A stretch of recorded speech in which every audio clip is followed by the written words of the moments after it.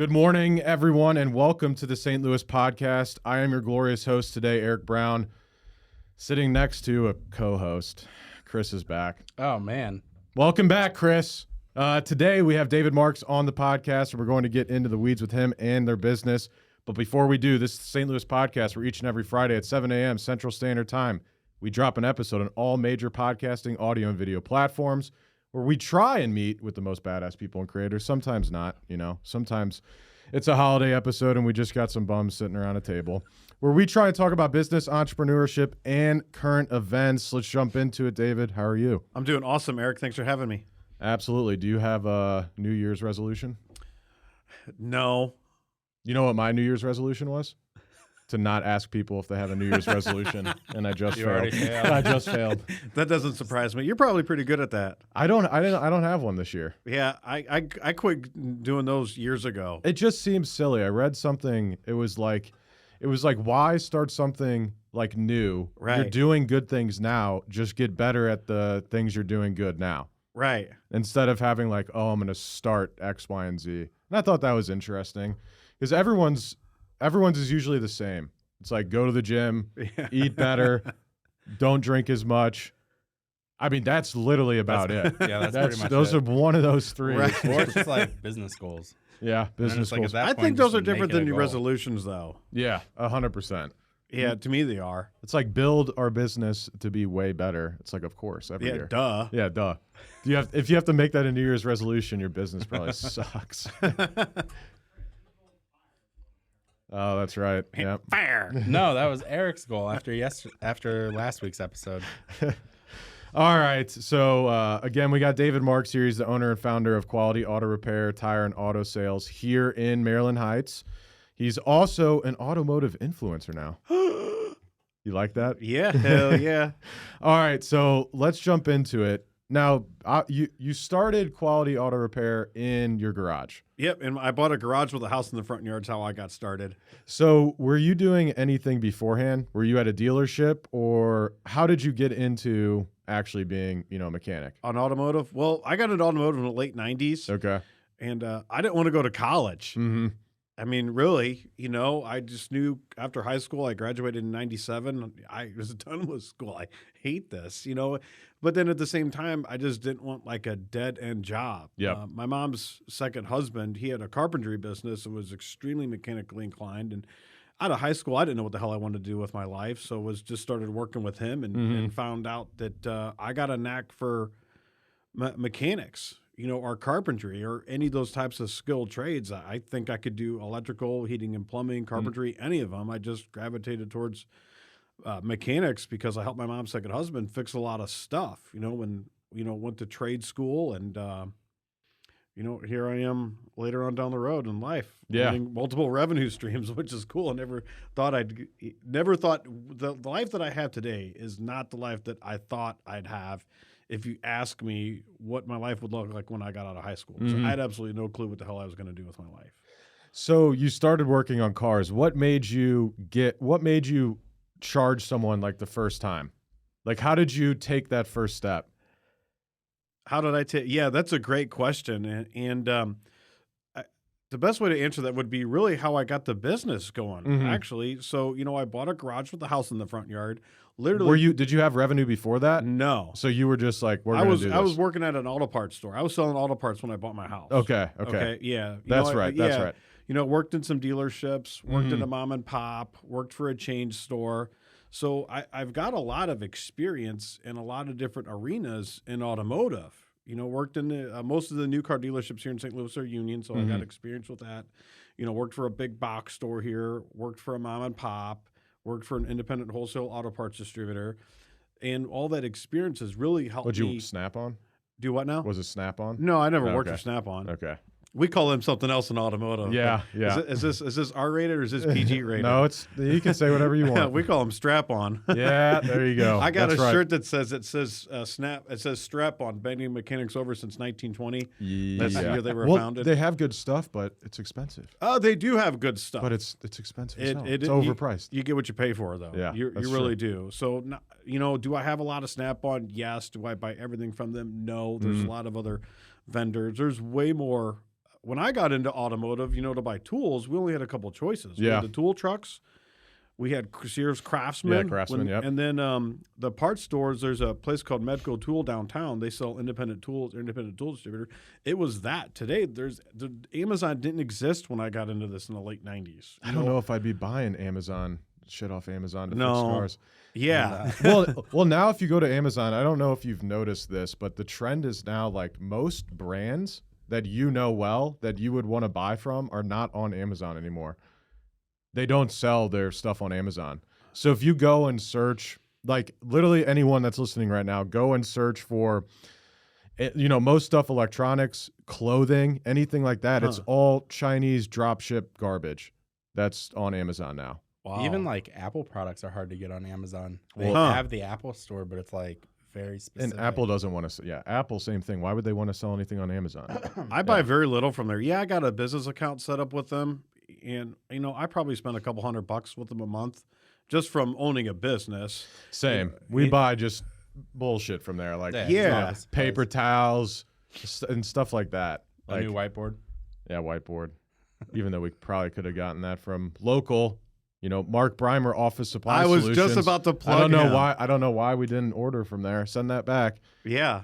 I get a ton of stuff from him. Mark's great. He sold me a printer cheaper than Amazon. There's Yeah. no bullshit. I hate printers with a passion. Their printers and copiers are the worst things on this planet. I don't know who started making these things, but they hate consumers, bro. They hate me too. I fucking hate them too, Eric. I'm right there with you. They're like such pieces of shit. It's hilarious. I feel like the they, problem is people always buy the cheapest printer possible, and it's just no, even most like small businesses usually have like a brother printer. That's probably That's what have. I have one to print temp tags because Yeah. that's what the state of Missouri requires. I have two printers that the state of Missouri requires. The other printer, I don't know what the fuck I'm doing when I'm buying a printer. Yeah. I don't. And that's one thing. There's some things in life like I have absolutely no patience for. It's printers. I don't want to buy one. I don't want to shop for it. I just want to print. Yes. Yeah. Yeah. How do I just print? And when they don't work, it's like Then I think of the Office Space. yeah. The scene where they're just beating the hell out of the printer. I literally want to do that so bad in real life to one. I'm sure you guys have one around here we can do that with. Eventually, we'll retire the one at Vi and we'll film a video of us just destroying that. That would be cool. Yeah, we could just buy a broken one. Yeah, that too. All right, going back to the starting of the business. All right, so you have the garage, you have the house. Then what you do? Yeah. So I was, selling auto parts at the time, and the delivery service, the parts store I was working for, knew I, used to wrench, so they had me working on their trucks evenings and weekends. Did that for about a year and a half. Was making really good money on the side, and working during the day selling parts. And for whatever reason, they took that away from me, and I got used to making that extra money. Though this is when this predates Facebook. This is when Craigslist was still around. I don't know if anybody remembers Craigslist. I don't even It's literally still like the 8th most visited website. Is it really? Yes. and it's I still hardly the use- exact same layout. Really? Like they I have actually- not changed it. Well, let's talk about Craigslist later because I actually watched an interesting video about them. Really? Yeah. Okay. Huh. Well, and anyway, so Remember that. people would post on Craigslist, my car needs XYZ. So I Yeah. started getting some work and started getting some jobs. And like, hey, I kind of got something here, So I got an LLC. I had an attorney and a CPA set that up for me. Yep. And started a business, and didn't quit my day job. Worked evenings and weekends as much as I could. Did that out for about a year and a half, and then slowly started weaning myself off my day job, and then was dedicated full time to my backyard gig. I think for me, the real turning point, I was about 6 years in, and I felt like I had a really good thing going, and I'd started selling cars. I'd started selling cars 3 years in. Because remember, I'm doing this in a residential neighborhood in my backyard, which is highly illegal. I got 3 tickets in 9 years for doing this in my backyard. So that you're not supposed to do No, that. hell no. Because it's not a commercial property? Yeah, exactly. Okay. Yeah, I got 3 tickets in 9 years. And what the other, is a ticket? for running a business out of I was doing out of a residential area. Yeah. What was the ticket, like $100? I don't even remember. I didn't care. Worth it. Yeah, it was Yeah. worth it because I Yeah. believed in myself and I believed in what I was doing. So, Yeah. fuck the city. Yeah, yeah. You can suck it. Yep. I'm with you on that. So They're anyway, still getting their taxes? Yeah, because I was collecting sales tax. Yeah. What I Yeah. found out is the at least in the state of Missouri here is, I got my retail license through the state of Missouri, right? So I'm living in Overland, and I'm collecting sales tax, right? And I turn that into the Department of Revenue, and then the municipality gets a percentage of that. It's 45 cents per dollar is what the municipality gets on sales tax, at least to my knowledge. Yeah. Yeah. So yeah, you would think that's like, let's work with somebody that's generating revenue for us. No, they don't do that. But I could go on a huge rant about that, and I'm having a good day, and I don't want to. Yeah. Yeah. I really could. But anyway, so I got connected. So I was about 3 years in, and people started asking me, hey, Dave, do you sell cars? You know anybody that does? So I got connected with this guy that's got his dealer's license, and he listed me as an agent so I could buy and sell out of there. So the selling cars really helped me keep going because it's like, like I said, this predates Facebook. So how do you market an illegal repair business out of a backyard? So selling cars kept me afloat because I always had 2 or 3 that needed a bunch of work. They're clunkers, that could fix up between repair You still and do work. this. Yeah, we still do this. Yeah, and I'm taking that to a whole nother level this year. So anyway, about 2016, I went to some banks because I wanted to get a loan to get out of my backyard and open up a shop. And they looked at my financials like they're Egyptian hieroglyphics. Yep. And I found out that I had absolutely no clue what I was doing. Absolutely none. I thought I knew. No, I had no clue. So after the 4th no, it's like, okay, there's something I don't know that I need to learn. And I got connected. I'm a huge advocate for SCORE. Yeah. Yeah. Yeah, I know you've seen a lot of my posts about that. So SCORE is Familiar. Yeah. They're great. Are they nationwide? Yeah, that's the national organization. Okay. So it stands for Society Corps of Retired Executives. It's a free mentorship program that's affiliated with the Small Business Administration.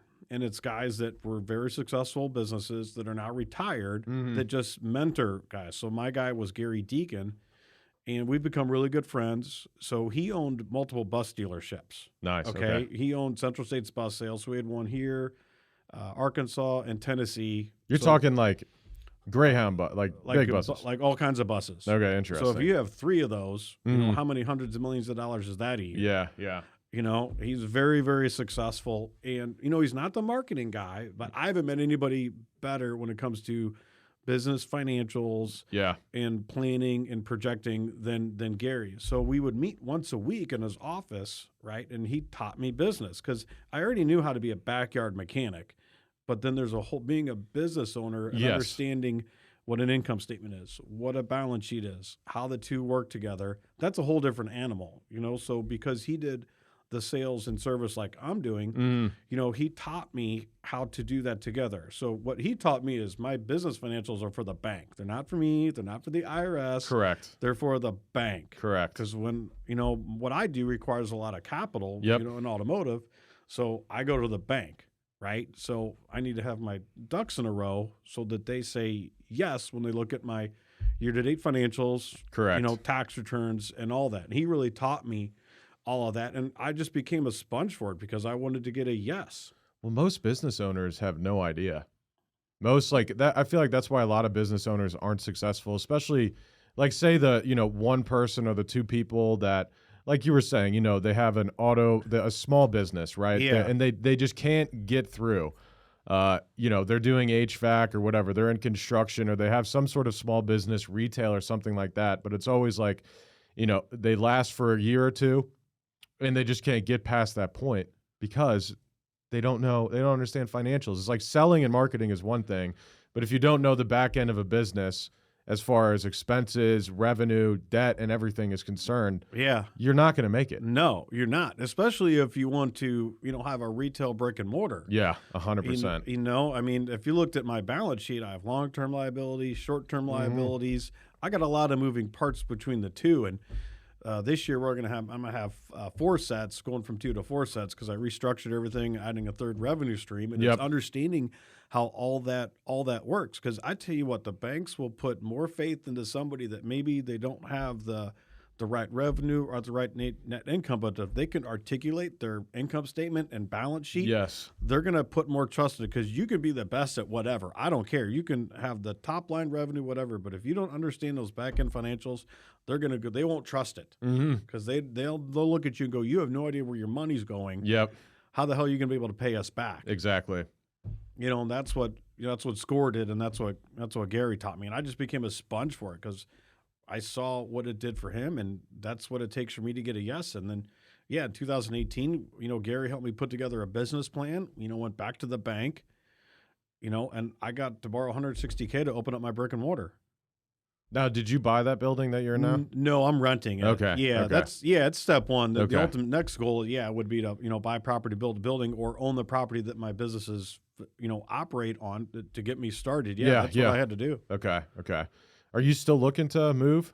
Yes. I know that's the plan, right? Yeah, that's the plan. So we just signed up. We're going to re-sign the lease, and it's just getting the right pieces in place and getting it. It's a new playground for me. As brick and mortar. I think commercial space is probably a good time to get into a commercial space because there's a lot of it available. Yeah, I really don't know. And people don't.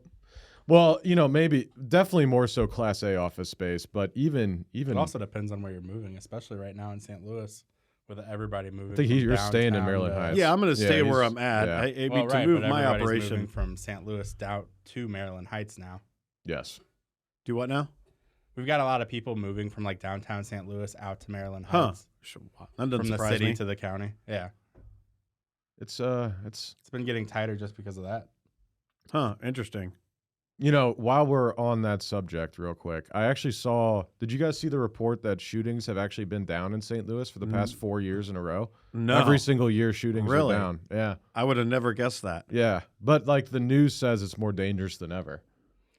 I mean, that's how the news makes their money is. Sure. Well, they got the best shooters now. Ooh. Yeah, I know, it's a weird thing. It's a weird The thing. veterans. But I didn't look at, maybe homicides are down, but maybe like petty larceny, burglary, breaking into cars are up. I don't know. Dude, I avoid driving on I-70 like the plague. From like 270 downtown. No, it's wild, wild west. If you want to be able to drive pretty much as fast as you want though, and drive like a wild man, you might as well take I-70. That's the highway, yeah. 100%. The only time I'm on 70 is if I'm going to the airport. Well, that's not the part that's the dangerous No, I know, part. after that. Yeah, east of that. Yeah, Yeah. you keep going east. Yeah, it's like you're taking your life in your hands. I remember off topic. Let's get back on topic here. All right. That might be the first time I've heard you say that. Yeah, so I'm trying to stay on topic today. I'm working on it. We'll keep working at it. Yeah, Don't give up. That's right. So I'm curious where you kind of see the industry going. Obviously, we got the government pushing EV down our throats. Most people don't want an EV car still, which makes complete sense. Yep. If you're a renter, you're never going to have an EV car. If you're in an apartment, you're never going to have an EV. Unless you have some high-end apartment complex with chargers, but good luck. That's, you're talking about the 0.01% of people renting. Sure. And then you have, harder cars to work on as well with just like electric and things, electrical components and things like that. So it seems to me, especially with Tesla, that these car companies want to wipe out independent mechanics. Yeah, absolutely. They love to. That would be a big mistake, in my opinion, because they can't handle all the work out there. Correct. They just can't. So some manufacturers, are good at. I read an article about this, and who was it? So GM's pretty good about working with independents, I feel like. Mm-hmm. Ford's pretty good about. I think Tesla, if I'm not mistaken, I read somewhere that you can get their like service manuals like free. I'm pretty sure Tesla makes you go to them. Well, he just wants to, in my opinion, he just wants to sell the car, and then he's done. It has to be like a Tesla certified mechanic, I think. Yeah, but there isn't any. There's one certified body shop for the St. Louis area. Yeah, like that's in St. Louis County. There's one. So if you have a Tesla and it gets wrecked, it's 6 months to a year to get it fixed. Good luck. Yeah, because they don't have parts. I mean, the one leg up that the big boys have is they got dealers all over. They've already got the distribution. To me, Tesla, from my opinion, just outsider looking at, he just wants to sell a car and then he's done. After that, he don't care. I think his goal is like MRR, though. I think he's going to try and get reoccurring revenue somehow through some sort of. I mean, he already has upcharge. It's like a technology company. It's not really a car company. No. At the end of the day, it's not a car company. It's a technology company. No, and some of them have done that. So, like I was reading, like BMW, they'll make whatever go down the line, right? They put all the same options and features on every car. Yeah. But if you want heated seats, you got to pay a subscription for it. I was reading that. That's insane. Yeah, no, I would not buy a car that makes me pay monthly for it. That is crazy. That's crazy. Yeah. I don't think, and I know a bunch of them, they tried to get to, you know how you got to license software on like a PC or computer? A lot of the auto manufacturers were wanting to do the same thing with their technology. Yeah, like an charge for like an update. Infotech. Yeah. So like if you buy a brand new car, okay, and you sell it secondhand, that secondhand user has to pay them for that software that's in there. And it's like, what the fuck? It's like, this isn't, like, I just don't see how these guys, it's hard to tell where it's going. You know, I don't think it's going how it is today is going away anytime soon. And what I mean by that is they're trying to get all EVs by what, like 2035. Yeah, they're on crack. Yeah. It's not going to happen. No. And it's not Toyota, I think, is going to get it right. Toyota's working on hydrogen. Yeah, but isn't that unsafe? Doesn't that blow up? Isn't the problem with hydrogen that it's I have no idea. Combustible, flammable? Like, I thought that was like gas. Yeah, I thought that was the big thing with hydrogen. I was thinking the same thing you were, Chris. Yeah, it's just gas. I don't know. I know they got a dock that's on the port in California. It runs off 100% hydrogen. They're completely off the grid 100%. I think I've also read articles and seen where they have a solid state battery that they're working on that gets like 900-mile range. Yes. Yeah. You know, I think EVs will have their place just like anything else. Like a lot of the environmentalists. We don't have lithium batteries in there. Yeah. Have given Toyota a lot of shit because they didn't jump on the bandwagon like GM and Ford did for this EV. And like, wait a minute, you know, this isn't for everybody. You know, they want to build multiple powertrains to be able to fit what the consumer thinks is best for them. You know, my thing in the EV is like, look, you know, there's different types of consumers. There's early adopters, there's middle of the road, and then there's the laggers. Yep. The early adopters, bought their EVs, they're done. Yes. And everybody's found out that, the next middle, they just don't want them.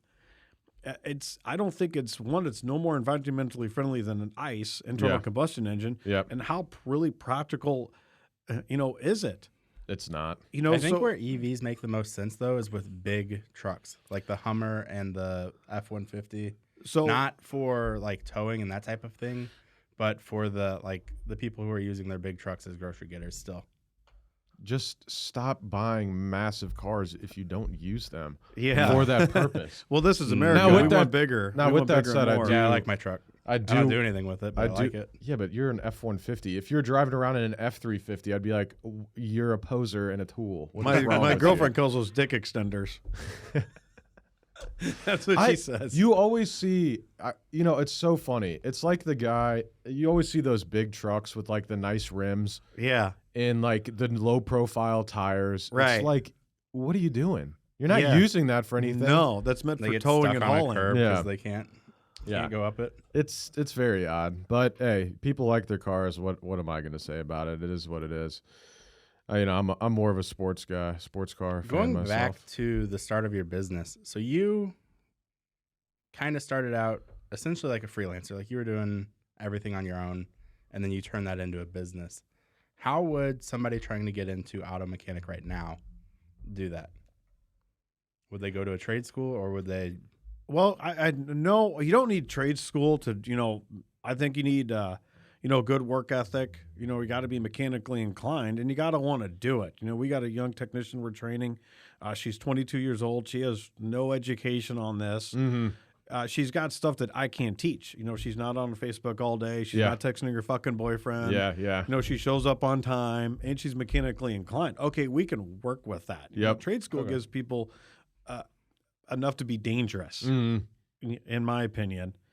And so with my other master tech, we're training her how, we want to train somebody and how we were taught and what we feel is the right way. So no, to do automotive, one of the best things I did for getting my automotive business started is I worked at a parts store. And I don't mean like the AutoZones, O'Reilly's. I worked at an independent auto value bumper to bumper. They just sell to shops. There's a few parts stores here in St. Louis that you guys would never know about because they don't sell to the public. Correct. They sell to guys like me. Yep. And what that taught me is it taught me the automotive language. Because what I've learned is I don't care what business it is. It all has its own language. Mm-hmm. You guys have your own language with your tech companies. Automotive has one. everything has its own language. So that really taught me a lot, and it taught me parts. Okay, like how to look stuff up, how to backdoor find stuff. Okay, who's really in that box? Can I get the same thing that I'd buy at the dealership at a better price from a different distributor? Mm-hmm. I learned a lot about that, and how to work the game with these guys, how to get it so I'm not eating the part they are. Yeah, yeah. I know how to play the game. And how to play that game with getting them to just eat it sometimes and not cross the line, because you do that too much. They'll say, "Nah, we've ate enough of your shit from your fuck ups. This one's on you." So I've learned how to play that game. So that's one thing looking back that at the time I didn't realize would be that's paid dividends that I can't put on a financial statement. But yeah, anybody who wants to start auto repair, go work at a parts store for a couple years, like a real one, and then you'll thank me later. Yeah, yeah. That's good advice, I'm sure. I'm sure most people would just go and try and work at, Dobbs or something like that and just try and get into it. Yeah, and I think to really answer your question, Chris, it's you got to know what you want. Yeah. And you got to be willing to ask for help. I going back to your talk about the person that just, they own a job. They're just a one-man show.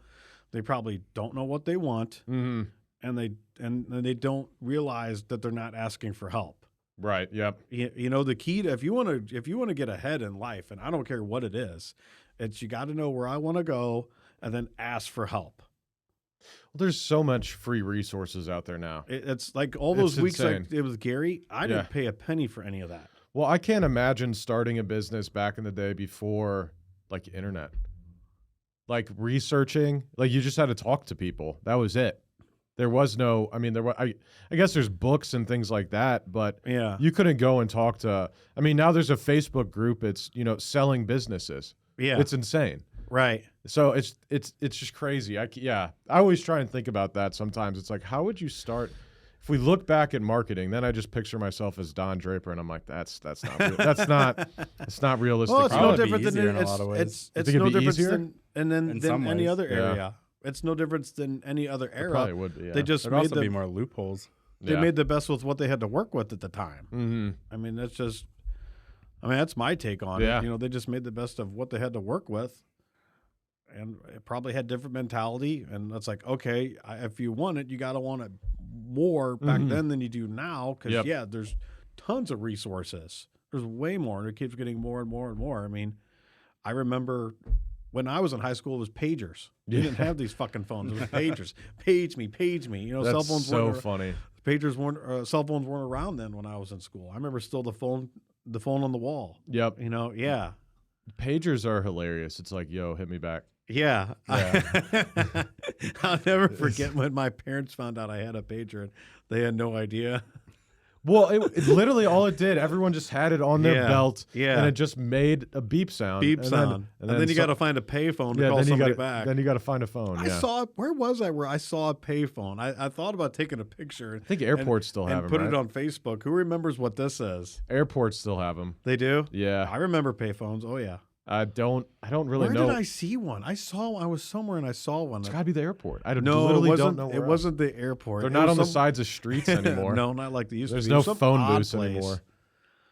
Huh. We had one at the park by our house for the longest time, like way too long. And then whenever I broke my arm, I went to use it. Couldn't use it. It didn't even work? Yeah. That's hilarious. Do you remember that movie with Colin Farrell, Phone Booth? No. Dude, that movie actually is not bad. Well, I haven't watched it in a long time. So essentially, he gets stuck in a phone booth, I think in like New York City or something like that, and there's a sniper on him. And I forget the whole story, but they go back and forth. There's I forget who else is in the movie. It's literally called Phone Booth. Hey there, St. Louis podcast listeners. We've got some exciting news from our sponsor, Farmers Insurance of St. Louis, led by the man, the myth, the legend, Mark Lee. Mark Lee of Farmers Insurance is recruiting agency owners here in St. Louis. That's right, Garrett, and everyone knows what Farmers Insurance is, and if they don't, they will now. Yes, it's kind of a household name. That said, as many of you know, a large part of our audience is made up of badass business owners, entrepreneurs, and top producing sales professionals with an open mind like yourself.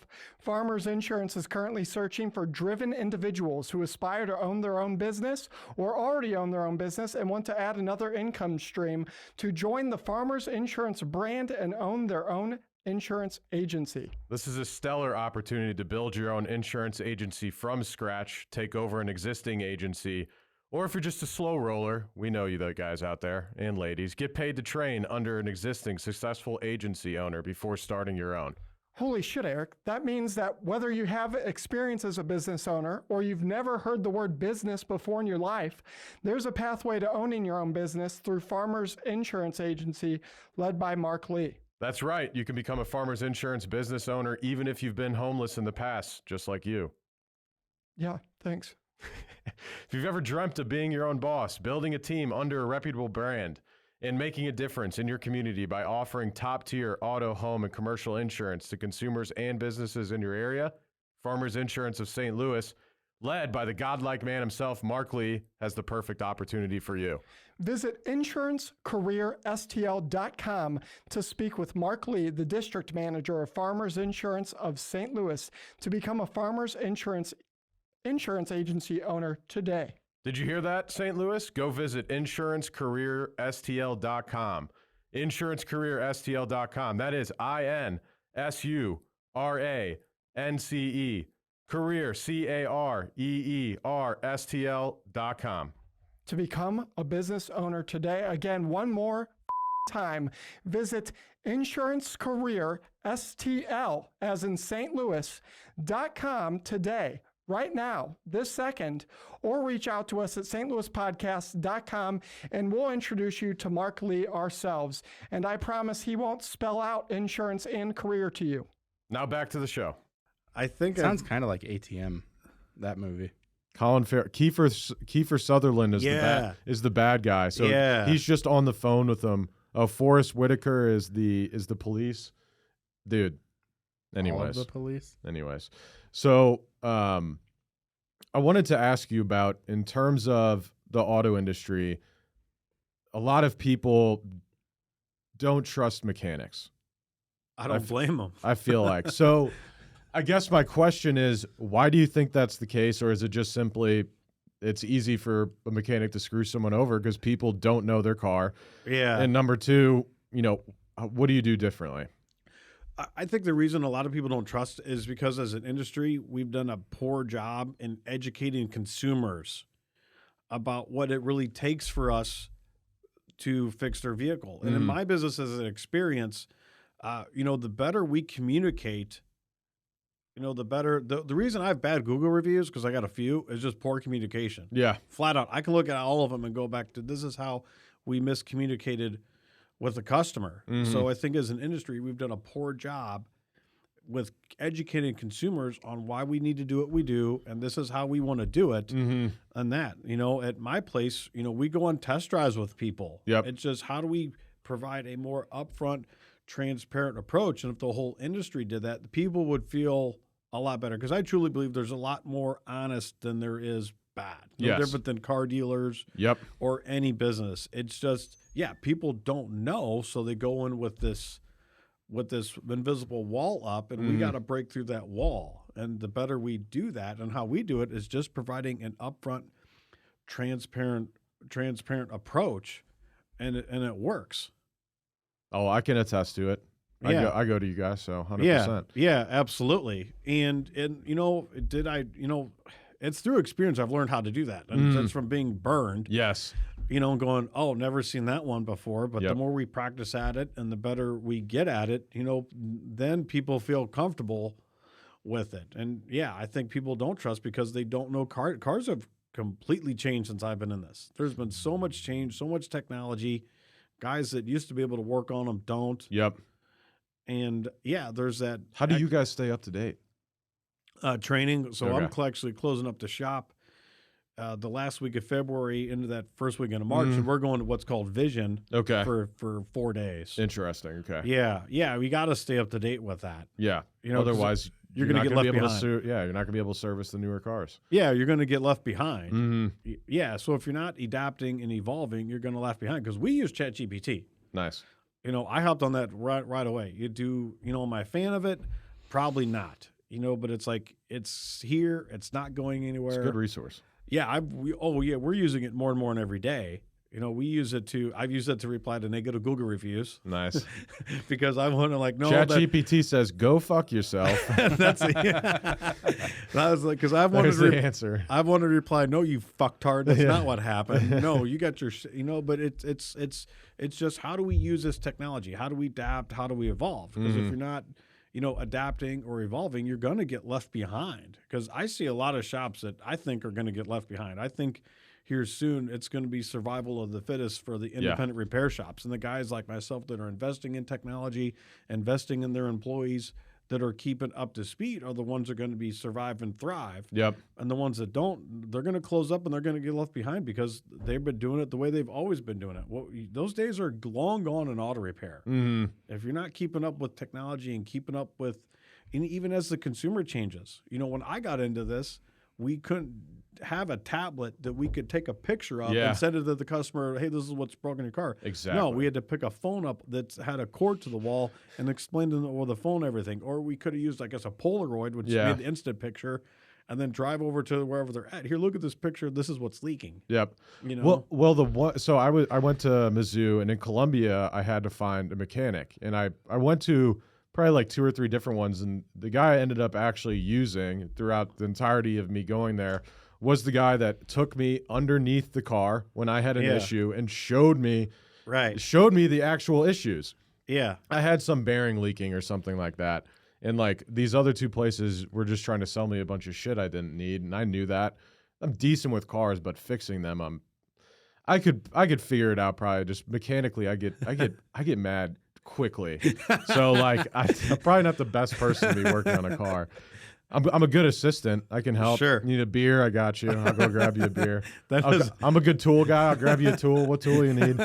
I'll hold the light. That's what you got me for. That might be worth watching. You're trying to fix a car. Yeah, that's right. There's the new series. There we go. There's going to be a lot of people left behind 100%. And it's just the more that the shops learn how to use technology to provide that transparent approach, those are going to be the ones that survive, and thrive compared to the ones that get. I can picture some that I drive by today and I'm like, yep, that place won't be here in 5 years.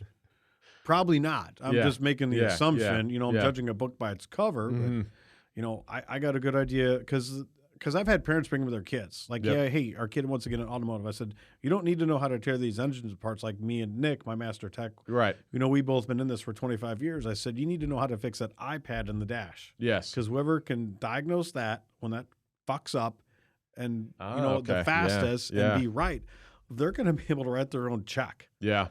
Because guys like me or dealerships are that's going to be a huge demand coming down the road as all the tech. That makes sense. Yeah, I mean it's coming, and we're still going to need guys to service, engines and transmissions and all that. But I think you're going to see a whole nother level of technician. We're going to have we got our master tech or A tech. He's the diagnostic guy. Well, now you're going to have that IT guy. Yeah, because it's more and more tech, more and more computers. And that the consumer demand is pushing this. Interesting. Is there any IT companies that specialize in automotive repair? Oh, I think they'd kill it. For the yeah. Or if somebody wanted to start a business that's what they specialize in, just go around. It's a great idea to whoever's listening right now. Yeah. Because that's where it's headed. So if you're kind of in IT and you're kind of burned out on it, the next 3 to 4 to 5 years, you're going to be in a huge demand in the automotive space because as more and more tech gets put into these. We're not going to be mechanics anymore. We're going to be IT guys. Yeah. You're still going to have. I still think the internal combustion engine. It's not going away. In my lifetime, it'll be here. I'll be 45 in a couple weeks. So by the time I'm done, I still think it'll be around. Yeah. I don't see that going away anytime soon. There's been a lot of end of the world movies. I don't know if I'd want an EV. That's true. Where are you going to charge it? Where are you going to get gas for it? There's gas everywhere. There's so many Yeah. gas stations. You can siphon gas from other people's cars. It's not like there's a USB cable you can connect one Tesla to another. Or maybe there is, actually. Well, I have no here's idea. something. So here's something I thought about. So Ford has their commercial Get a division, generator.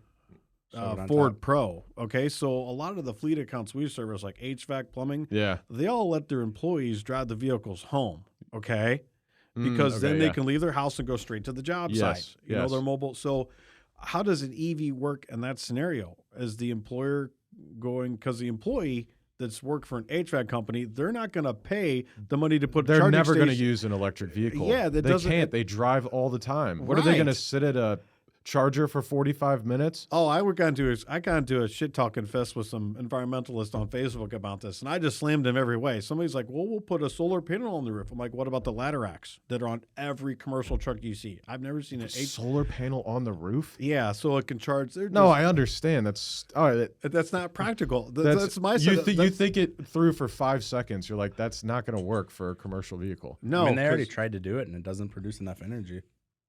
It's like not even close. Well, what are they going to do with about ladder racks? Every plumbing vehicle I've You go seen by at any HVAC Shell, BP, Mobil, they're everywhere. It takes you 3 seconds, or it takes you 3 minutes to fill up your vehicle, and then you're done. Right. There's just applications for EV that at this point make zero sense. And unless battery technology changes, it's not going to make any sense in the future either. No, And the charging network sucks. And batteries, the raw materials are no different than oil. There's a limited supply, and once it's gone, it's gone. Yeah. It's not like we can, so they're going back to hydrogen. Hydrogen can be produced and manufactured without needing raw materials like crude oil or lithium or cobalt where there's a limited source. Yeah. Hydrogen's unlimited. Interesting. Yeah. We'll have to look into hydrogen after this because I always thought it was the explosive. That was like the big thing. Because in the 90s, they tried. I thought Toyota was trying to build one in the 90s. No, I know, but I'm talking about the car. I thought there was safety issues, and that's why they just never did it. Before Wasn't the Hindenburg also filled with hydrogen? That was helium. that was helium. yeah. Different. Yeah, that was a Okay. blimp. Yeah, different subject. So I wanted to add, now that we're on that IT technology battery. So the Mach-E, did you see this? The Mustang Mach-E? No. Like last week or 2 weeks ago, they had an update that came out. A lot of them weren't able to complete the update. That doesn't And then surprise me. it shut the car down. It said, call Ford, your car is not able to turn on. Nice. That's insane. Yeah. So you're telling me that you had an update. It's little. Did you hear about this? It's crazy. So you go out to your car in the morning, you turn it on, and let's put it this way. Let's say your wife, her water breaks, or she's by herself, and you Or need she's to, just bitchy. or you have an emergency and you need to fucking get in your car and drive somewhere. Your only car is the Mach-E. Guess what? You're not driving anywhere.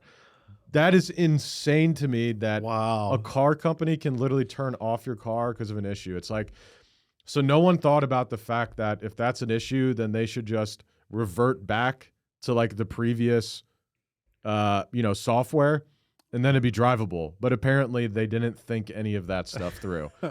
Okay, but how is this any different than like your alternator going out or your battery going bad? No, I agree. Because you like, can fix your you can still alternator. be in that situation, and you're still going to be able to fix that. No, you're not. You got to It call didn't Ford. break- Yeah, when the Yeah, hell but is you would Ford going still to have fix to it? do- Exactly. Yeah, you can have it towed to my place, and we can fix your alternator the same day. Exactly. Yes. That's all that stuff you could fix the same day versus calling Ford. There's a whole issue with that. Wow, I Yeah. did not know about that. I'll have to I mean, check you up might on be that. able to call them and have them update over still. Wow.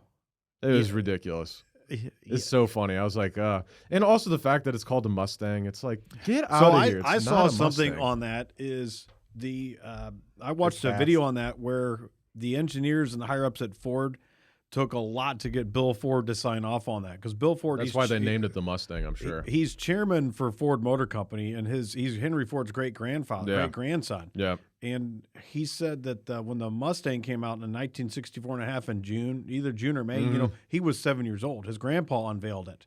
So that took a lot for them to get Bill to sign off on that. He They was on board with the car, but yeah, I don't think that should be on there. It shouldn't be a Mustang.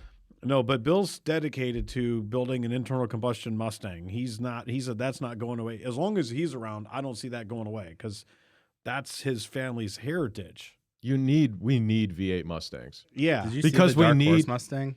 What's that? It was whatever the top Mustang is. No, we just need YouTube dope. videos of them, hitting curbs, peeling out. Yeah. All of the Mustang videos online of I them had a just 68. totaling their cars are so funny. Yeah, yeah, but that's so I watched some content on that on YouTube, and yeah, that took a lot of persuasion to get, because Bill was against it. He wasn't against the car; he was against putting the Mustang on it, because that's like my family's heritage. Yeah. That's what the Ford family is known for, is the Mustang. Mm-hmm. And to put that on electric, but he eventually signed off on it. How old is he? He's got to be in his 60s. Young enough not to make that bad of a decision. I mean, Dodge said the same thing, and then they just put out the electric. Yeah, well, Challenger. Dodge isn't family owned anymore. That's part of the Yeah. Stellantis conglomerate Yeah. that's European. Yeah. It's sad where Walter Chrysler's what has come of the Dodge brothers, because they used to be part of the Ford Motor Company. Actually, if you go back in history, they worked for Henry. They built engines or something for Henry Ford, and they had a pissing match, and then they started Dodge, and then they both passed away during the Spanish influenza flu. And then Walter Chrysler, he used to run Buick. He got pissed off at Buick, started Chrysler, and then he ended up buying Dodge, and then what he turned that into, and it's a shame where Walter Chrysler's company has gotten turned into now. I've seen stuff where Stellantis might just shut the whole Dodge thing down. Well, who buys a Dodge anymore? I mean, yeah, they're like, out what do there. what do they sell? well, that Besides, was their like, racing division. Besides, the the Challenger and they made sell the Dodge. a lot. They've got the truck. Well, I guess that's No, Ram now. that's Ram, because That did I split still off. call is it Ram Dodge. different? Yeah. So what? Yeah, it's what split off. when it was that after or before? Because Mercedes merged. Well, it was supposed to be a merger with Mercedes and Daimler Chrysler, but really it was Mercedes buying them. The only car people are buying are what? They got a Challenger, they got the Charger, and a Journey or a Durango. Grand Caravan. They still make that? No. Oh my God, my dad had a Grand Caravan back in the 90s. That thing was baller, son.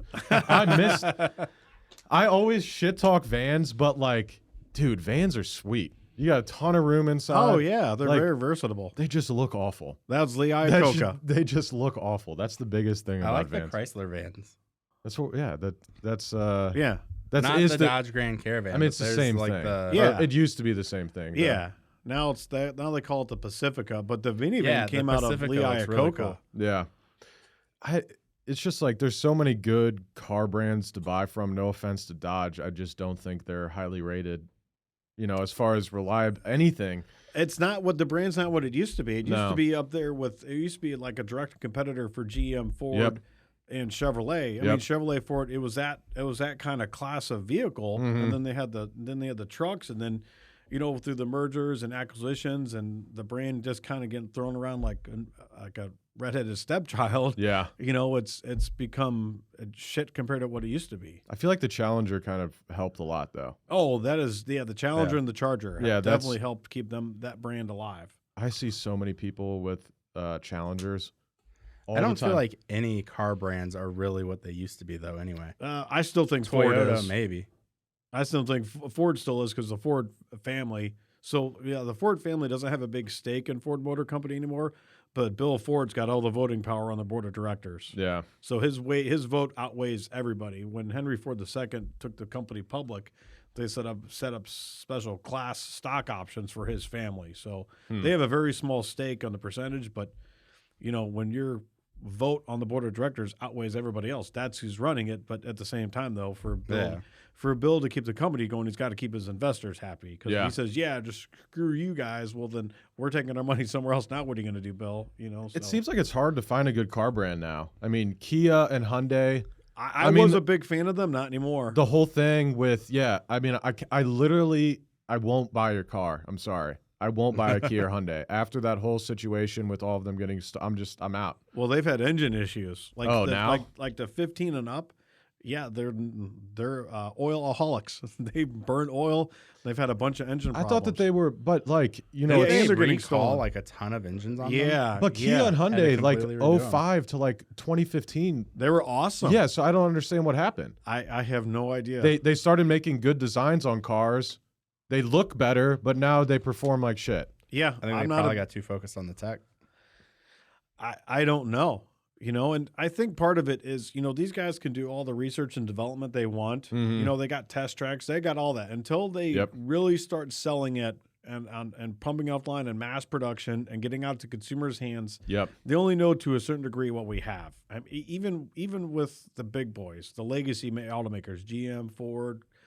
I hate Chrysler. I still call it Chrysler when it's part of Stellantis. You know, GM and Ford, yeah, they're legacy automakers. You know, the Ford family still runs Ford Motor Company.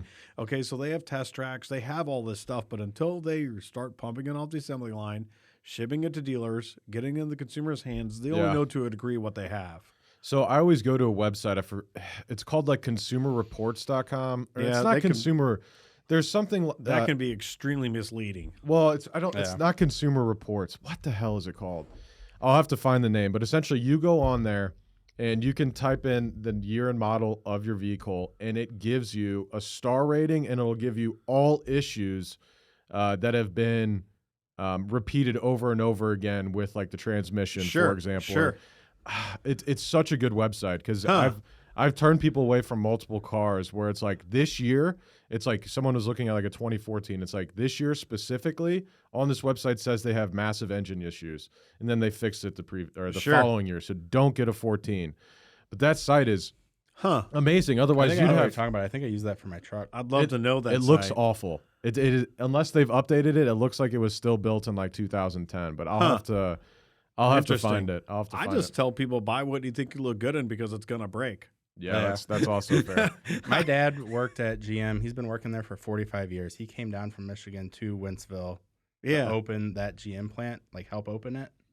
And growing up, he would only allow anybody in the family to buy a GM. That's how they all are. You couldn't park in there. Yeah. But he just recently bought a Jeep because he was like, screw it. GM doesn't make good quality anymore. No, I worked at a Cadillac dealer in the early 2000s, and they were junk.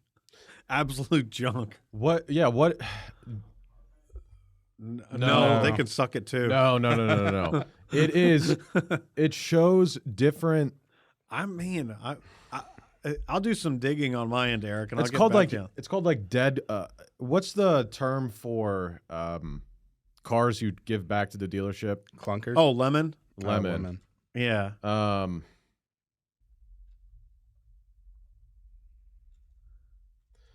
This website's incredible. I forget. No, that we've had them at my shop. That's a joke.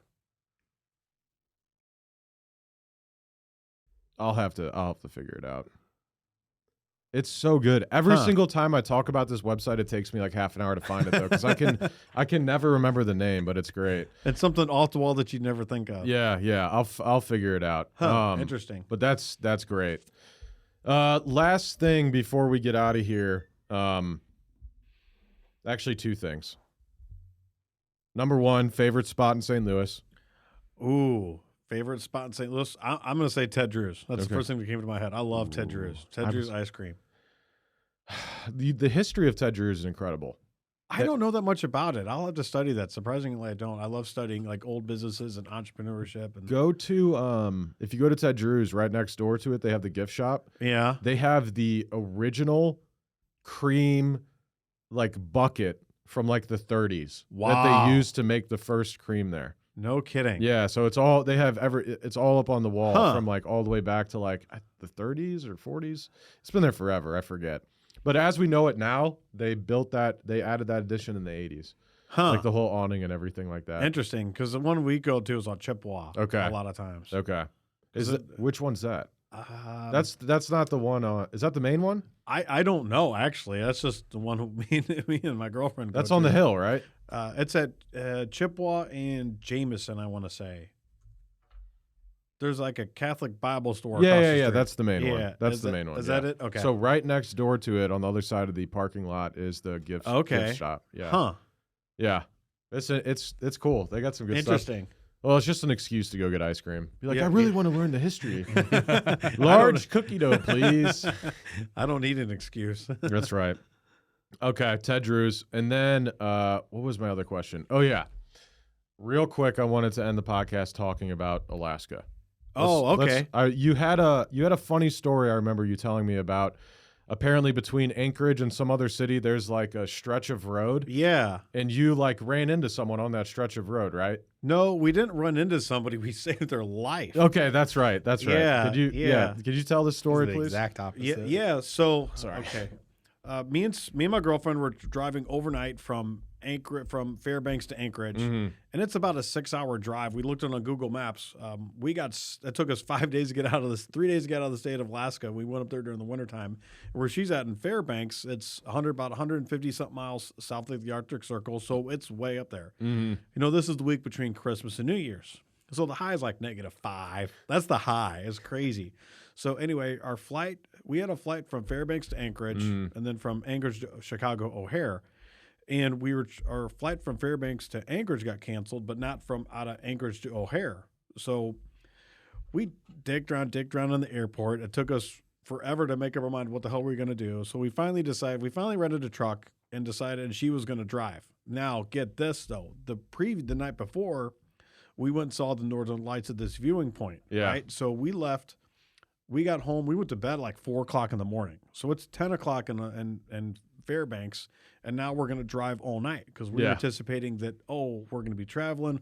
We can just sleep whatever we get. Figure it out, yeah. Yeah, we'll figure it out. So we haven't slept. So we take off from Fairbanks and hop on this highway. I forget the name of the highway. It literally goes from Fairbanks to Anchorage. Goes through Denali Park and all that. So this Dodge Charger passes us when we get on the highway. And I'm thinking to myself, maybe it's all-wheel drive because they did make them. Yeah. They stop and get gas, and then we pass them, and he passes again. So the winds were so ferocious that night. We're in a 2021 Ram quad cab, 4-wheel drive. Hey, there we go, Ram. And I can feel she's driving because she's done this road before. Sure. I can feel the ass end kicking. Okay. That's how windy it was. That's crazy. Okay. You know, now the streets have been plowed, but the wind was so ferocious, it's blowing snow onto the roads. So there's times we're doing 20 miles an hour. Yeah. It's that windy. Yep. And you can't see. And so in Alaska, you know, their license plates say Last Frontier. That's no bullshit because we're in nowhere, Alaska. Yeah. The only vehicle, so we're driving south towards Anchorage. Anchorage is on the lower coast. And the only vehicles that we saw were trucks taking cargo from north because on the lower part where all the ports are.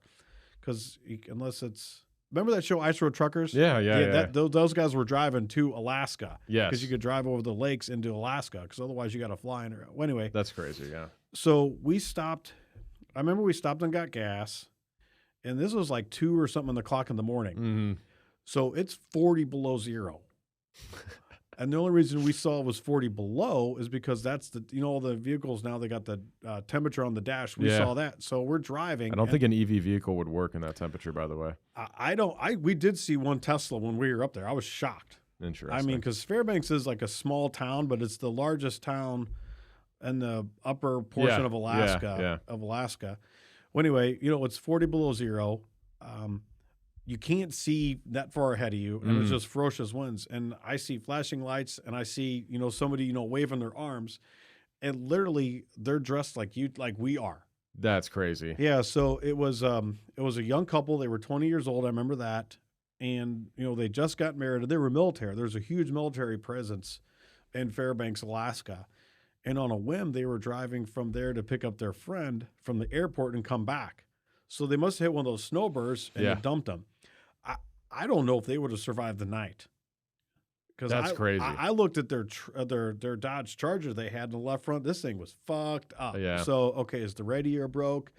If the radiator's broke, well, it can't hold coolant, so you can't run the engine to keep warm. Yeah. I mean, so who knows what, there's the temperature, then there's what does it feel like? There's a big difference. So we just saw it was 40 below. What did that feel like? Was it 50 below, 55 below? And we're in nowhere, Alaska. I mean, there's nothing for hundreds of miles from us. And I think we literally saw like 10, 18-wheelers. Yeah. Not even 10, maybe 5 or 6 18-wheelers. Are they stopping? So we picked them up and took them to Anchorage Airport, and they had to call back to base and say, we're not coming back. They were only supposed to be off base like 50 miles. Yeah, No, we're like 300-something miles into this trip. It's like 2:30 in the morning. So it's I don't know what you guys believe in, but it's like God, the universe. Because if we would have left sooner, would we have been driving by when they were there? So, I don't know how They long. text you? They get your contact info at all? No. I would have been like, oh my God, please let me get your phone number. I need to send you a gift or something. No, I just remember them saying, "Oh, these nice people picked us up. These nice people picked us up." We stopped. We did find a gas station that was open, and we stopped and got them something to eat because I don't think they'd eaten or something like that. But yeah, that was a crazy night. That's crazy. All right. Well, before we hop out of here, please tell the audience where to find you.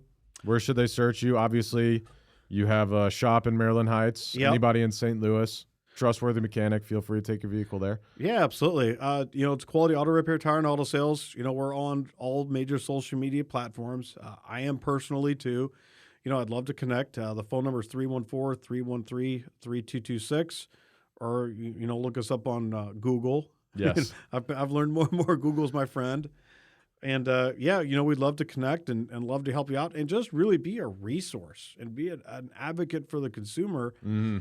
I believe in putting good vibes and good energy about there. So even if you don't do, business with us, hey, if I can help you or I can educate you or help you make the best decision, it's going to come back. I'm a huge believer in that. 100%.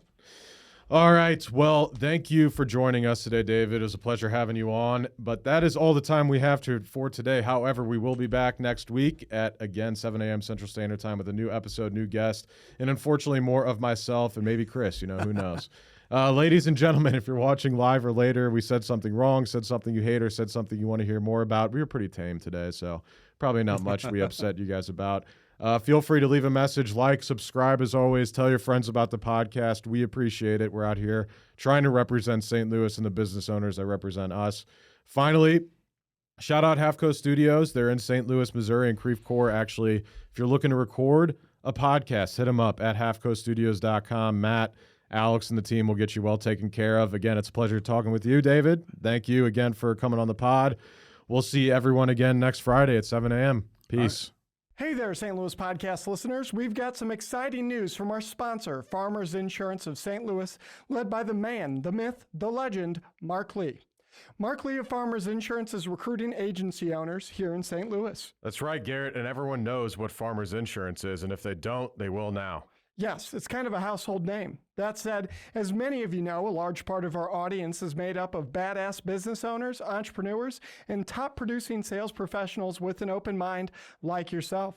Farmers Insurance is currently searching for driven individuals who aspire to own their own business or already own their own business and want to add another income stream to join the Farmers Insurance brand and own their own insurance agency. This is a stellar opportunity to build your own insurance agency from scratch, take over an existing agency, or if you're just a slow roller, we know you, the guys out there and ladies, get paid to train under an existing successful agency owner before starting your own. Holy shit, Eric. That means that whether you have experience as a business owner or you've never heard the word business before in your life, there's a pathway to owning your own business through Farmers Insurance Agency led by Mark Lee. That's right. You can become a Farmers Insurance business owner even if you've been homeless in the past, just like you. Yeah, thanks. If you've ever dreamt of being your own boss, building a team under a reputable brand, and making a difference in your community by offering top-tier auto, home, and commercial insurance to consumers and businesses in your area, Farmers Insurance of St. Louis, led by the godlike man himself, Mark Lee, has the perfect opportunity for you. Visit insurancecareerstl.com to speak with Mark Lee, the district manager of Farmers Insurance of St. Louis, to become a Farmers Insurance agency owner today. Did you hear that, St. Louis? Go visit insurancecareerstl.com. Insurancecareerstl.com. That is INSURANCE, career, CAREERSTL.com. To become a business owner today, again, one more time, visit insurancecareerstl, as in St. Louis.com today. Right now, this second, or reach out to us at stlouispodcast.com and we'll introduce you to Mark Lee ourselves. And I promise he won't spell out insurance and career to you.